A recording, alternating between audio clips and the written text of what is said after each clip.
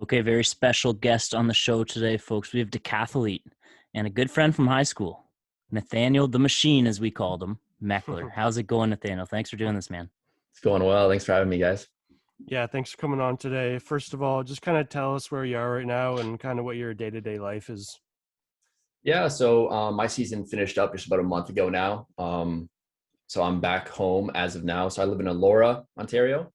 I was closer to Elmira out that way, but yeah, day to day, I'm just sort of doing a little bit of work here and there. But as far as my off season goes, mostly I just try to stay in shape. So I work out once in a while, maybe every other day sort of thing, and then just playing sports with the boys. So no, I'm having a really good time this summer. Just sort of like usually I'd be in competition season, but because I didn't make the Olympics, now I sort of have some free time, which is bittersweet, of course. But Yeah. no, I've been enjoying myself. Okay, we're gonna jump around a lot here. We're gonna go over your career. We're gonna talk the Olympics. We're gonna go everywhere. But Yeah, talk a little bit about that Olympic qualifier because I was reading in a normal year you'd have more than one shot at it. Am I right there? yeah. So essentially, um, I'll just lay down sort of Yeah. what would normally happen and what sort of happened for me. Okay. Ideally you want to have 2 to 3 decathlons in a year because of sort of how hard it is on your body. You can't really get away with doing a lot of them. Okay, we should Um, before you keep going, we should lay it out there for anyone that doesn't know what a decathlon yeah, is. yeah, let's do that. Give us all the sports and then go back into what you're Yeah, saying. yeah. Sorry. So a decathlon is essentially it's a track and field event of itself, but within it you do 10 events. So essentially, I'll just go through the events. So you start day one, so it's over 2 days. Day one is the 100 meters. Day two, or second event is the long jump. You go to the shot put, then you go to the high jump, and then you finish the first day with a 400 meters. You come back the next day, you do the hurdles, you do the discus, you do the pole vault, you do the javelin, and then you finish the second day with the 1500. So that's essentially what a decathlon is. That's a grind. That is Yeah, a grind. yeah, it's a lot. So essentially how it works as well is instead of if you get first place in an event, that doesn't mean you get the most amount of points. Well, it does mean you get the most amount of points, but you're essentially competing against yourself because you get points ranked depending on how well you do in each event. Right. So someone could get fourth place in every single event, but because of their consistency, they win the competition essentially. Gotcha. Yeah. Okay, so then back to the qualifier. So there's only one this year. Normally there'd be more to qualify. Yeah. So there were more events, but the qualifying and the ranking works is a lot of the meets that improve your rankings take place in Europe because that's where where the decathlon is sort of the biggest. Right. And in order to get into those events this year with COVID protocols, it was really difficult, especially because there was quarantine on arrival and quarantine when you return back home as well. Yeah. So essentially, I would spend 30 days in quarantine between the two quarantines, between arriving and coming back. Mm-hmm. So that sort of made that not an option for me. And then on top of it, because I hadn't competed in 2019, my results weren't very recent. So I wasn't able to get into a couple of the other competitions I was trying to get into.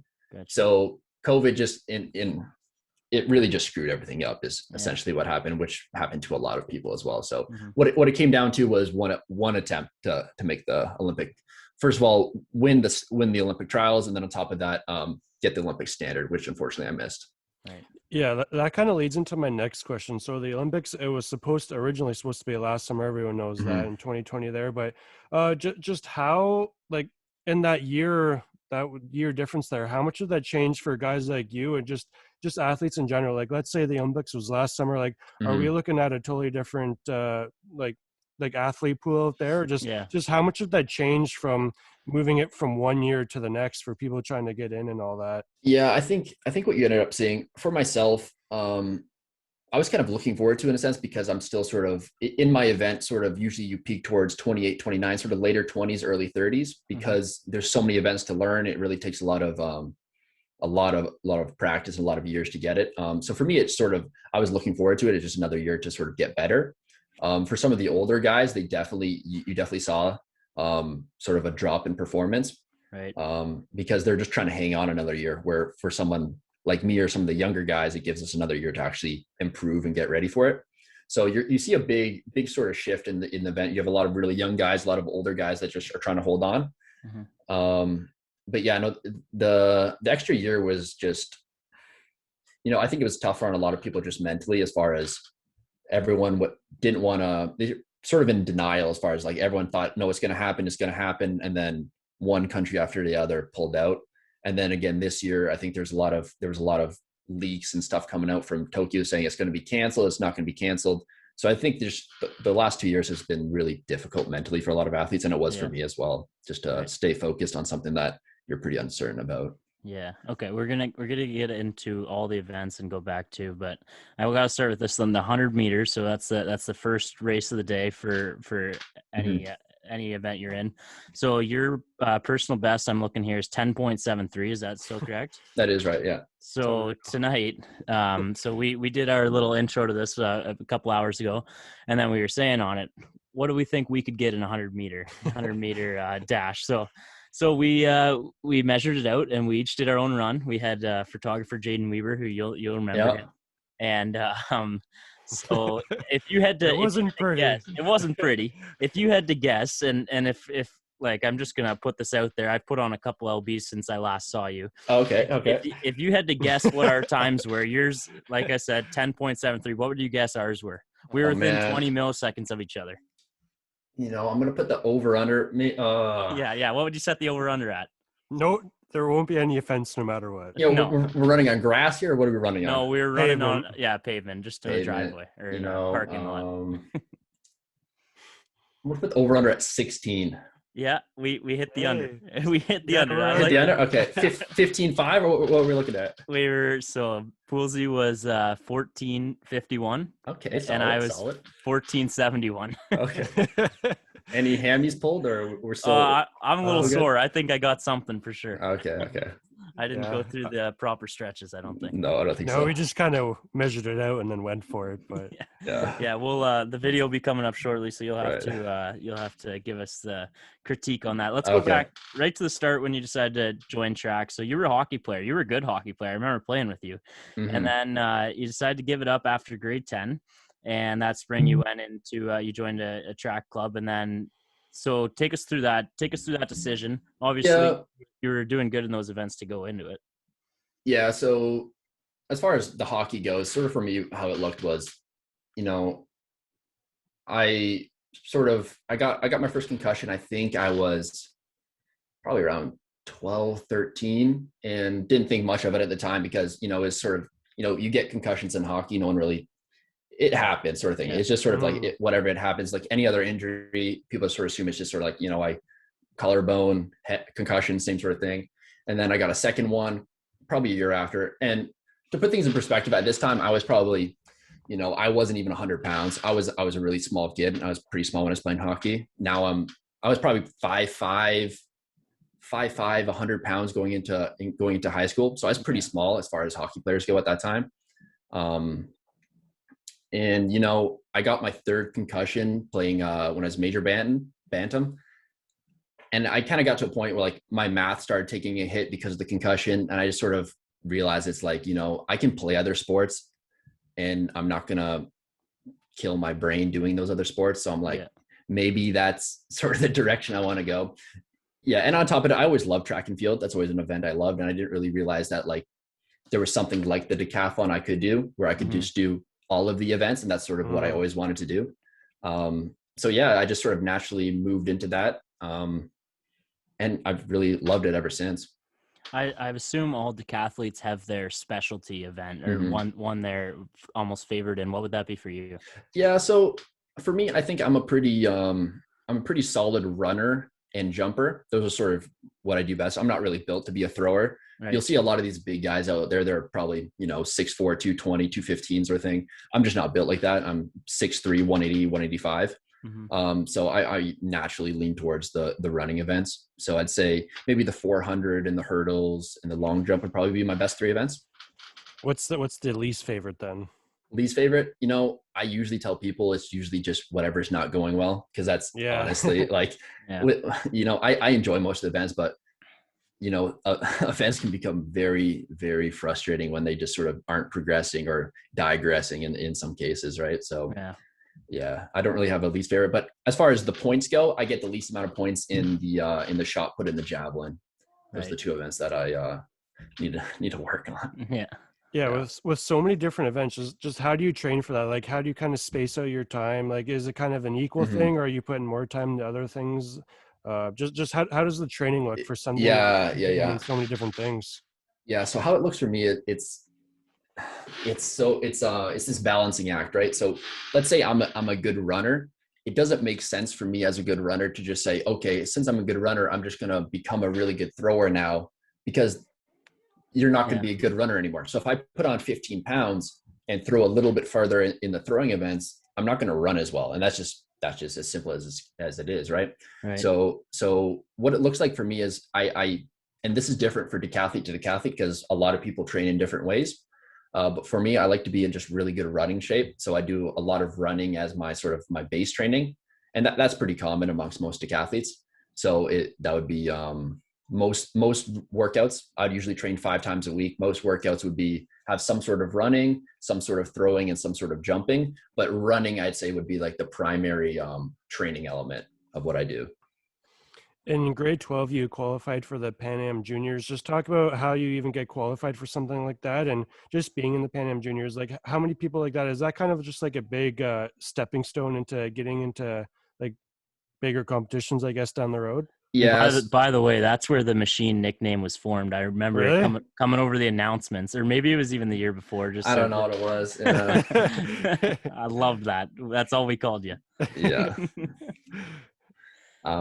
Yeah. So Pan Am Juniors was sort of my first experience internationally, just sort of seeing other countries, seeing other competitors. And at that point, I didn't really know.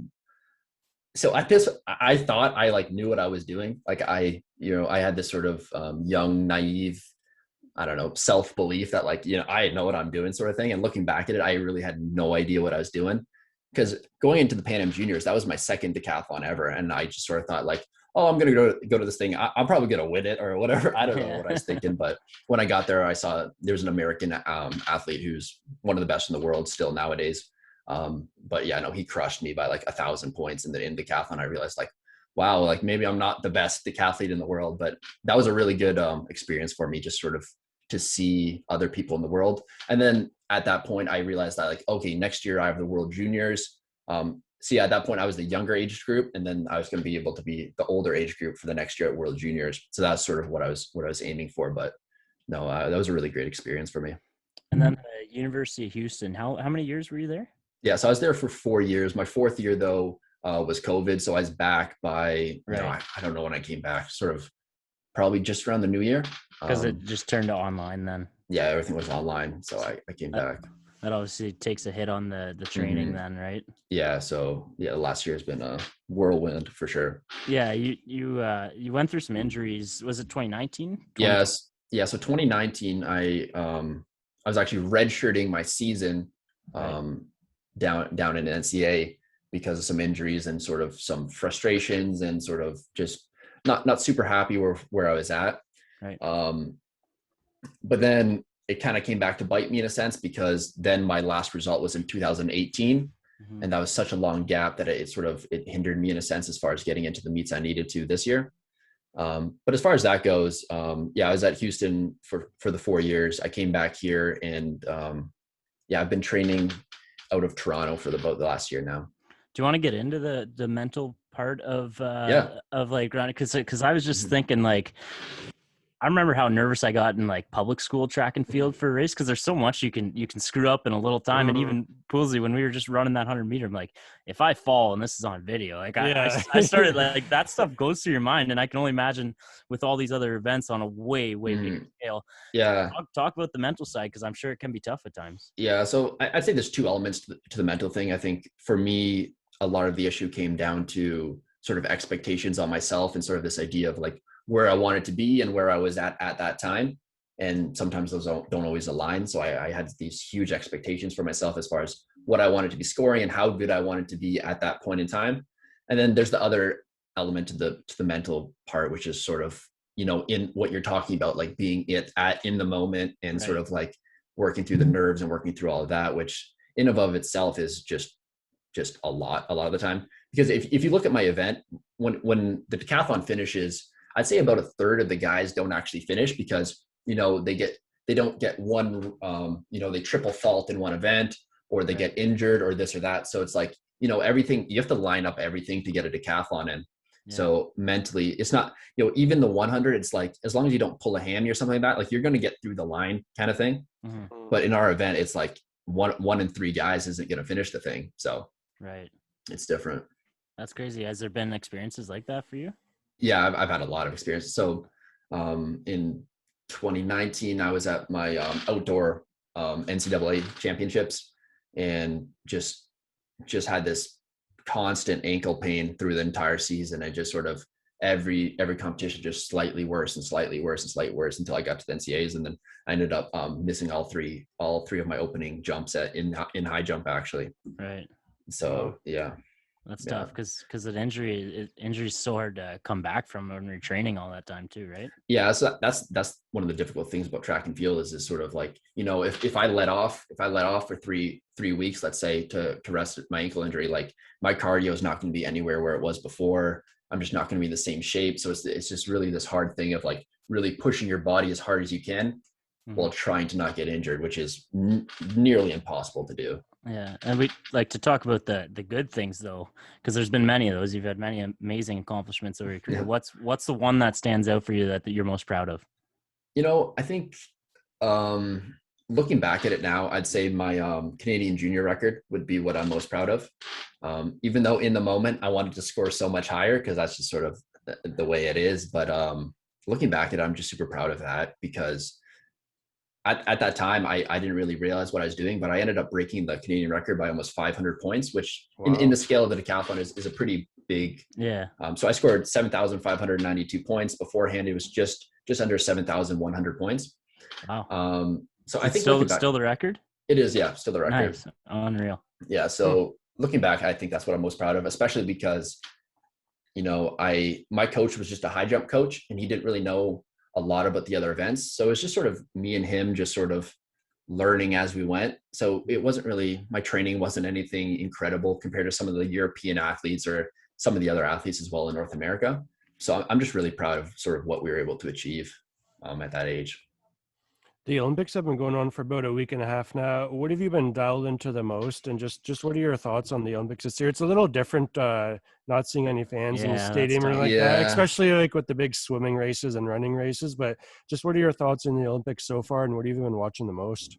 Yeah, I think that's the thing. It's just sort of, sometimes you just hear these athletes talking to each other, which is kind of bizarre because you never would have heard that in the past with just like the crowd going crazy.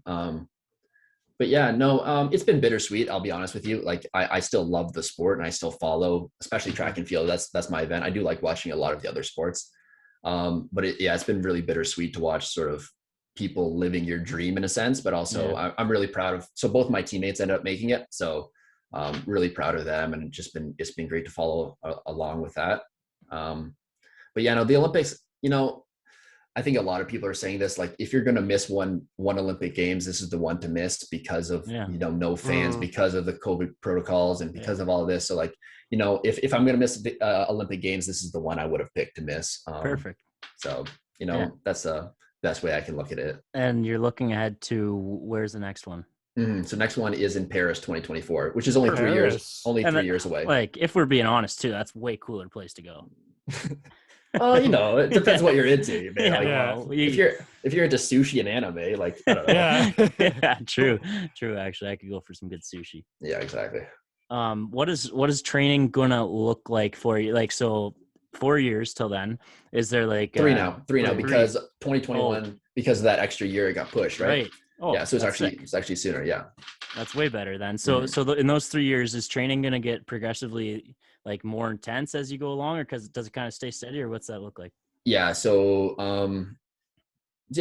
so right now, actually, I'll just talk about sort of what, so as of now, I've been training out of Toronto, with a private coach there, and now I'll be going to Western and I'll be starting my master's there. So I'm completely changing my training environment. So I don't know exactly what it's going to look like in Western. I'm assuming it's not going to be too dissimilar from what I was doing in the past.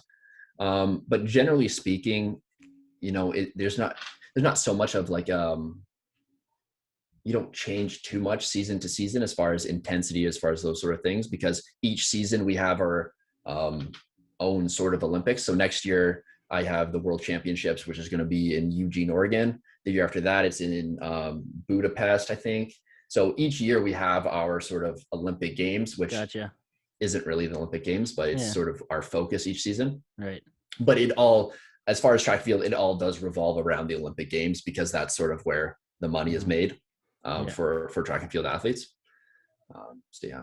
What's your thoughts? Andre DeGrasse, he's running tomorrow morning. Yeah, I think tomorrow morning. Tomorrow morning will be the 200 finals. Yeah. Yeah. So what did he get the bronze in then? 100 meter. He got the bronze in the 100. Yeah. So he's coming back for the 2. What are your thoughts on watching him, and have you got to meet him? Yeah. So I've met him, I think twice, just sort of hello sort of thing. But I think so. His heat, he looked really in his first round heat. And then he did the semifinal where he actually broke the Canadian record. In his heat, he looked really bad, I'll be honest. Like he looked really tired and didn't look himself at all. But apparently he said he woke up early and said he just needed to take a nap. So I'm like, okay. And then he came back and broke the Canadian record. I'm like, all right, I guess he's fine. So, I would, after watching all the semifinals, I would probably call him the favorite going into the finals of the 200. That'll be sweet. I wanted to ask 2 questions about that race. So as I was watching it, I heard he was in lane 9, so he was right on the edge. Yeah, right on the edge. And I heard them say a couple times how that's such a disadvantage. Can you explain at all to me, or do you not even think that? Like maybe they're just saying that. I don't know. Yeah. So there's a sort of idea that being in the middle of the track is sort of the best place to be, because you sort of have people behind you, can feel them chasing you, and you can see the people in front of you and you can chase them, sort of thing.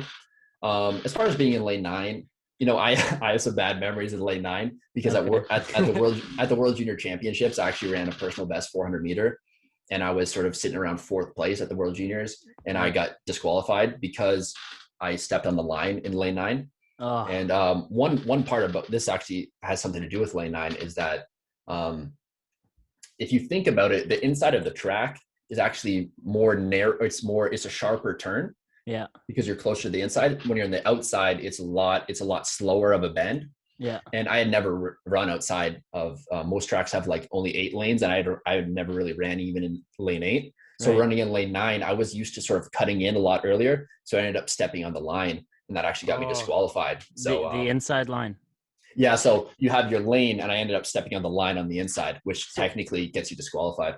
Does that get you disqualified in 100 meter too, or no?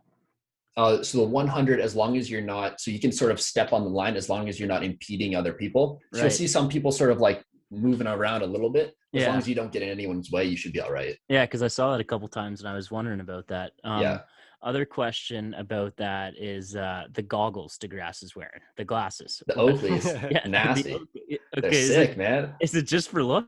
Oh, it's looks, yeah. Okay, so would you rock some goggles? I don't know, man. I was thinking about like pulling out a headband one of these days. Yeah, you got it. Yeah. I don't know. You know what you have to do is give yourself some kind of look. Like either grow the hair long and dye it a weird color or something. Yeah, you used to have long hair. Where'd that go? I did. I shaved it during the pandemic, and I kind of love it. I don't know. Okay. I shaved it, and I'm like, this is sweet. Yeah. All right. No maintenance. Just wake up in the morning. No styling the hair. Brady, get your hair down there. Oh yeah, you didn't see my. I got it. It's long. It's long. Oh now. Yeah. It's way back there. It's far down. The other thing I was gonna ask, that Italian guy that won the 100. Yeah. That guy is huge. Like and his, you can tell by his like the way he runs. I don't know. It looks like a little different style, but you almost have to when your legs are the size of tree trunks. Yeah. So sort of the cool thing about track and field is like you'll have, like even looking at the women's race, like you'll have 8 girls lined up. One girl's 6'3", one girl's 5'2". Yeah. And like completely different builds, and they all run differently, but they all run stupid fast. So it's really cool in that way.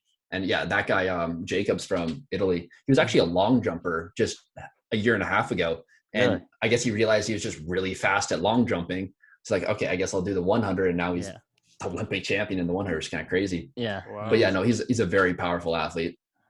Yeah. So you'll see some athletes run really differently. Like someone like Andre, pretty light and stringy and kind of bounces down. But someone like him is a lot more powerful and just sort of like hits the ground hard. Yeah. But yeah, I wouldn't want to get in his way. No, definitely not. It'll truck you. Yeah. Before we let you go here, any stories or memories from high school with Brady?